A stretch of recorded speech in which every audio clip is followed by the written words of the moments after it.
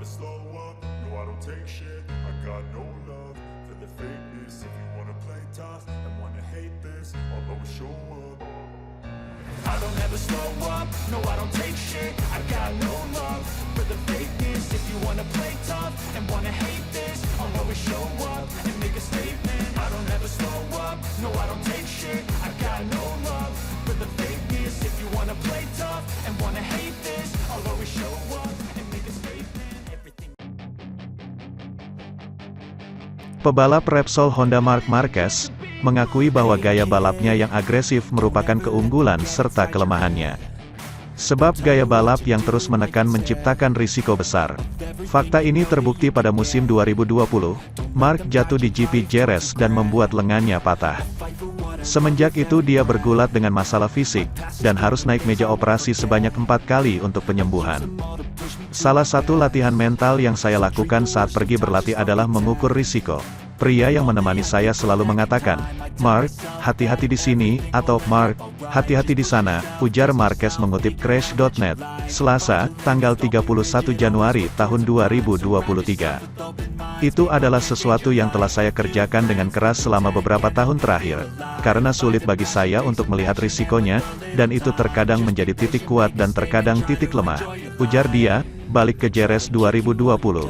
Setelah kecelakaan Marc kemudian berusaha untuk kembali ke lintasan secepat mungkin. Hal itu yang membuat proses penyembuhan jadi lama. Marc mengakui bahwa dia salah ingin kembali balapan secepatnya.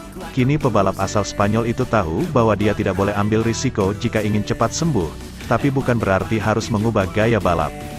Bekas luka mental dalam arti pengereman belum hilang, katanya. Saya telah belajar bahwa saya tidak harus mengambil risiko dalam menghadapi pemulihan, tetapi saya akan terus mengambil risiko yang sama di lintasan, ucap Marquez.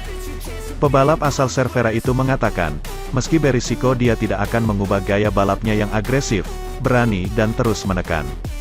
Sebab hal itu yang membuatnya meraih gelar juara dunia MotoGP 6 kali. Itu terlihat dalam 5 balapan terakhir saya, di mana saya melaju kencang dan saya menjadi orang yang paling sering terjatuh, karena saya ingin mencapai tempat yang tidak terjangkau oleh motor, katanya. Saya akan selalu mengambil risiko itu, karena pada hari saya berhenti melakukannya, saya akan mulai melambat dan tiba waktunya untuk pulang, pensiun, ujar Marquez. Di sisi lain, pembalap Repsol Honda, Marc Marquez, memilih realistis dalam menatap perjalanan di MotoGP 2023. Dia sadar diri tidak termasuk favorit juara lagi di MotoGP saat ini.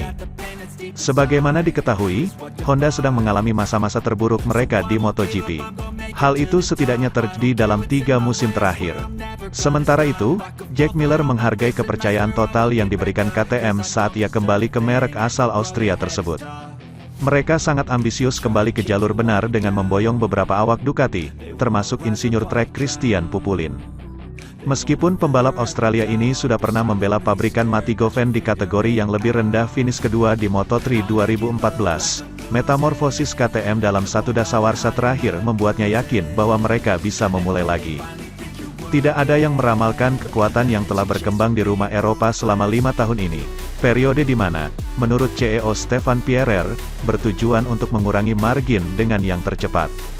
Pada 2023, KTM memasuki musim ke-6, di mana mereka mestinya sudah terlibat dalam perebutan gelar. Misi ini mendorong mereka untuk mengontrak Miller sebagai pendamping Brad Binder. Pembalap nomor 43 telah menghabiskan 5 tahun terakhir di Ducati.